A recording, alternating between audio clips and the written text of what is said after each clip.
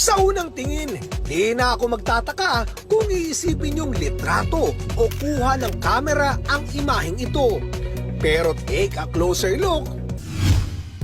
O diba? Painting pala.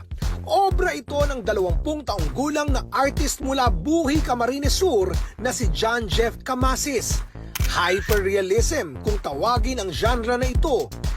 Painting na sa sobrang pagkadetalyado aakalain mong isang high resolution na litrato.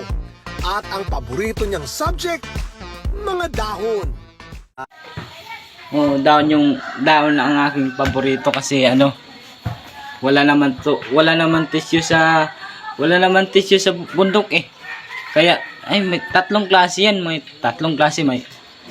dayamo. Pero may malalim din umanong kahulugan ang bawat obra niya na madalas sumasalamin sa mundong ginagalawan niya. Ito realistic naman tong drawing na to. Yung tanaman namin, tapos yung araw na kumikindat ganun. Tapos si Tatang kumakaway ng ganon.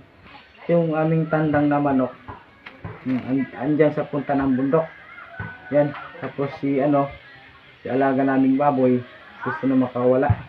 Mga realistic to, mga abot to ng tong drawing na to, abot ng 50K. Bata pa lang daw talaga, mahilig na mag-drawing si John na natutunan daw niya kakagaya sa kanyang mga kuya. At ako yung kuya ni Jan. Ako yung panganay, kaya ako ang nauna. Ako yung panganay.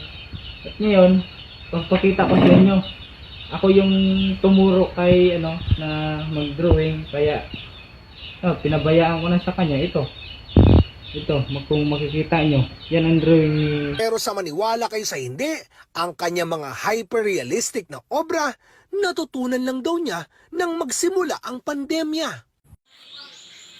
Kaya sa aking pagdodrawing, pinatapos ko na yung aking mga kaibigan at nakapatayo na rin ako ng 3 mall, isang airport, 3 mental hospital, at saka yung yung isang barko, at saka yung aking service, yung aking helicopter. Ipinost daw niya ito sa social media at ayun na, sunod-sunod na ang dating ng mga taong nagpapadrawing sa kanya. Malaki rin daw ang naitulong nito para matustusan ang kanilang mga pang-araw-araw na gastusin. Pero higit pa umano sa kinikita niya ngayon, ang mas mahalaga raw. Nainlove ako sa mga dahon na yan. Puta, ba't ako nainlove? Sa darating na Setyembre, nakatakda umanong itampok ang kanyang mga obra sa sarili niyang one-man show sa isang bookstore sa Naga City. Boss, saan dyan pa galing? Thailand, umuwi ako ng Pilipinas dahil ipapatutok ko to kay Jan. Ayan. Balita ko marunong na siyang magtato. So, Kahit mali patatok ko. Kahit mali patatok ko kay Jan.